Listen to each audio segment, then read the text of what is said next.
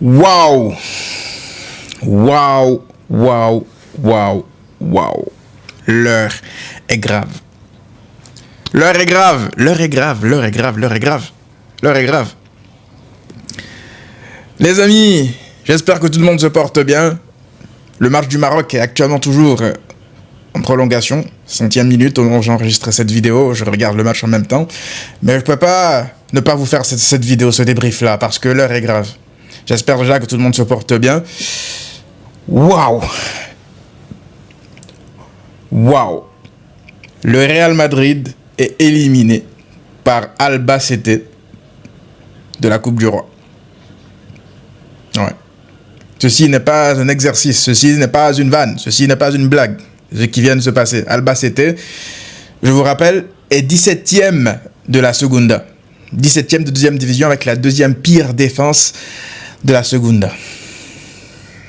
Alors, je ne sais pas si on se rend compte de la gravité de la chose, de ce qui vient de se passer sous nos yeux, là. Vous savez, pour ceux qui s'en rappellent à l'époque, les Galactiques 2.0 ou 1.0, comme vous pouvez appeler-les comme vous voulez, les Galactiques des Cristiano qui venaient juste d'arriver, les Benzema et tout, là, qui venaient juste d'arriver. Mais pour moi, je range ça au même niveau. C'est autant grave que ce qui s'est passé à l'époque. Parce qu'à l'époque, ça a fait un scandale sans nom, là. C'est fou comment l'histoire se répète. Là, c'est plus... Ça va beaucoup plus loin que le rectangle vert. Parce que ce qui se passe au Real Madrid, évidemment que je vais donner mon avis de supporter hate watch, en mode hate watch, mais je vais aussi donner mon avis de personne qui suit le football, on va dire, d'un œil un peu neutre. Vous voyez, ça sera pas une vidéo juste le Real a perdu, je suis content, on vanne. Non. Je vais vraiment essayer là de comprendre ce qui se passe au Real Madrid. Parce que je ne sais pas s'ils se rendent compte au Real Madrid qu'ils sont peut-être là à un tournant de leur histoire. Un tournant de leur histoire. Là, ça peut vite devenir comme Manchester United. Parce que Manchester United, c'est un club historique, personne n'aurait pu imaginer ça. Le Barça aurait pu devenir comme Manchester United à cause de Bartomeu durant cette époque-là. Heureusement que la Masia était là pour sauver le Barça. Heureusement que Laporta est revenu pour reprendre le Barça. Aujourd'hui, tu regardes le Real Madrid, l'état du Real Madrid, ce qui est en train de se passer. Là, ce qu'ils sont en train de faire, c'est de l'autodestruction, j'ai l'impression. Parce que moi, vous savez, je tapais beaucoup sur Alonso, sur la gestion de Xabi Alonso par rapport à plein de choses qu'il a eu à faire du côté du Real Madrid. Mais vous vous rappelez aussi, je vous avais fait une vidéo en début de saison lorsque Alonso venait juste d'arriver pour vous dire que si jamais ça marche, si jamais la mayonnaise, elle prend, ça peut être très, très, très dangereux pour le Barça. Parce que Alonso, on le sait tous que c'est un tacticien hors pair. Il est capable d'apporter cette touche tactique-là, d'apporter ce qui manque au Real Madrid si jamais les joueurs acceptaient de travailler. Mais je vous avais dit aussi que moi, où je pense que Xabi Alonso aurait pu avoir des problèmes, c'est dans sa gestion de cet effectif avec des égos surdimensionnés. Finalement, qu'est-ce qui s'est passé?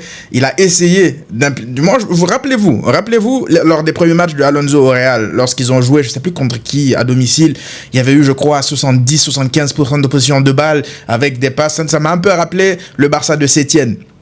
Ouais, c'était une sorte d'expérimentation, mais il s'est pas allé au bout parce que au bout d'un an, je pense que les joueurs du Real, ça les a agacés tout ça. Tout ce jeu de position, de ne pas perdre le ballon à tout moment, de ne pas à chaque fois attaquer lorsque tu as le ballon, la patience, les heures de séance vidéo, tout ça, ça a dû les gonfler. C'est des mecs qui ont gagné sous Ancelotti avec le pouvoir de l'amitié en se disant que c'est la méthode. Sauf que là, ils sont encore une fois à un tournant de leur histoire. Parce que ce qui vient de se passer ce soir, après avoir viré Xabi Alonso, c'est la défaite à tous les étages pour le Real Madrid. Parce que non seulement ils ont perdu l'un des derniers coachs qu'on peut appeler de tacticien et aussi capable de gérer, on va dire, une équipe comme le Real Madrid, parce qu'il connaît le Real Madrid, c'est un ancien joueur du Real, même une légende du Real Madrid.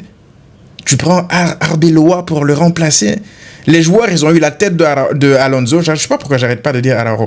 Les joueurs du Real Madrid, ils ont eu la tête de Alonso. Pourquoi? Derrière, pour te pondre ce match-là contre un 17e de deuxième division. Comme ça, Alors, j'imagine même pas comment est-ce qu'ils seront accueillis au Bernabéu lors du prochain match contre Levante. Parce que là, la Copa, c'était peut-être le seul trophée cette saison où ils avaient un mini espoir d'aller chercher un titre, par exemple, la Copa. La Liga, je ne les vois pas, avec cet état de forme-là, concurrencer le Barça. Ligue des Champions, il faut oublier, d'ores et déjà. L'esprit de Chamartin, c'est incompréhensible comment ils font pour gagner. Au bout d'un moment, ils ont réussi à épuiser ce crédit chance-là. Les victoires incompréhensibles en Ligue des Champions alors qu'ils se faisaient dominer tout le temps. Tu peux pas survivre comme ça sur le long terme. Tu peux pas.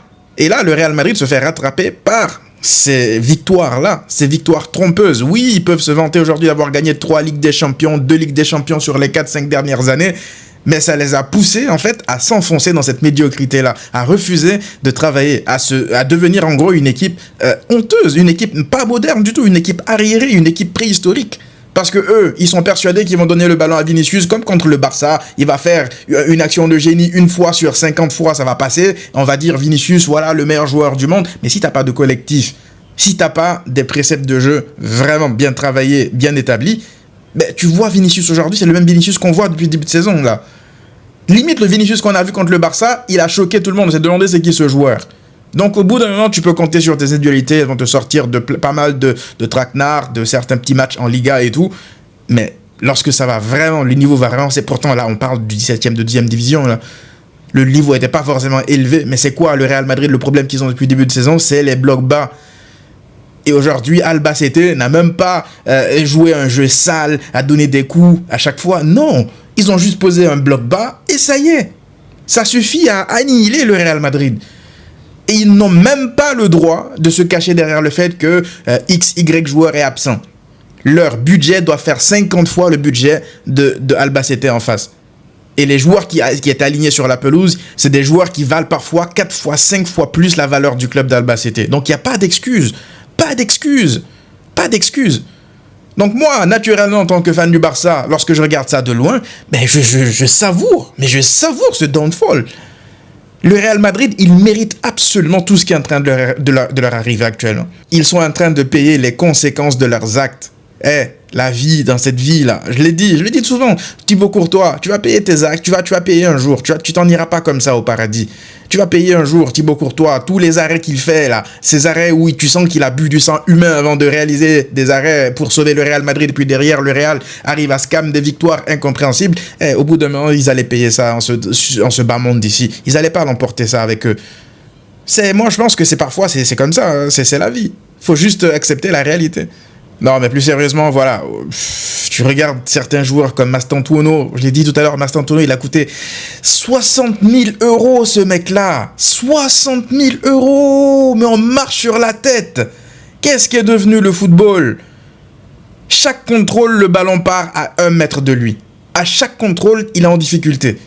Alors oui, il a mis son tapine derrière pour égaliser un premier temps. J'en ai parlé sur Twitter, il y a des supporters du Real qui sont venus. Ah ouais, mais vas-y, parle de Mastantuono maintenant, parle de Mastantuono. Vous vous contentez de ça, sérieusement? Mais qu'il continue, que Pérez continue sa gestion comme ça. Sa gestion à vouloir contrôler tout dans son club, à être lui-même le directeur sportif, à avoir des intérêts avec des agents pour faire venir des joueurs qui n'ont pas le niveau, de surpayer des joueurs qui n'ont pas le niveau comme lui, Mastantuono, pour donner des salaires de fou à certains joueurs ici qui ne le méritent pas, et de chouchouter ces joueurs, les joueurs qu'il aime, tout simplement. Il va se retrouver exactement comme Manchester United. Et encore une fois, en tant que supporter du Barça, c'est tout ce que je souhaite. C'est tout ce que je souhaite. Moi, c'est tout ce que je veux. Tu regardes ça, tu te dis, ces mecs-là, en fait, c'est comme ça qu'ils se sentaient, en fait, sous Bartomeu. C'est comme ça qu'ils se sentaient, ils nous voyaient être la risée du monde lorsqu'on était sous Bartomeu. Waouh, j'ose même pas imaginer le backlash de tout ce qui va se passer après ça. Là, ce qui va se passer, je sais même pas si Arbeloa va rester en fait. Imaginez qu'Arbeloa se fasse virer lui aussi après tout ça. Ça serait historiquement ridicule. Historiquement ridicule. Mais on est là, nous on est là pour le downfall de cette équipe. Quand tu vois la réaction de certains de leurs joueurs lorsqu'ils gagnaient, en fait c'est ça aussi, lorsque tu gagnes et que tu es là à chambrer tout le monde. Le karma existe, hein. Moi je vous dis, le karma existe. Donc ouais, ils n'ont pas, je pense, réalisé que Ancelotti savait ce qu'il avait dans les mains. En fait, il savait que ces joueurs-là, c'est pas des joueurs qui sont faits pour travailler, le gegenpressing et tout de Arbeloa, laissez-moi rire. Il a compris, Ancelotti, que c'est pas des mecs qui sont faits pour ça. Ils l'ont viré parce qu'ils veulent être modernes, mais ils n'ont pas les joueurs pour être modernes. Ils ont un mec, deux mecs, trois mecs qui veulent pas faire les efforts. Tu veux faire quoi avec ça? Donc je sais pas qu'est-ce qui va se passer pour eux dans les prochaines semaines, dans les prochains mois, dans les prochaines années. Mais j'espère que ça continue comme ça. Voilà les amis. On se retrouve demain pour le débrief du Barça. À très vite.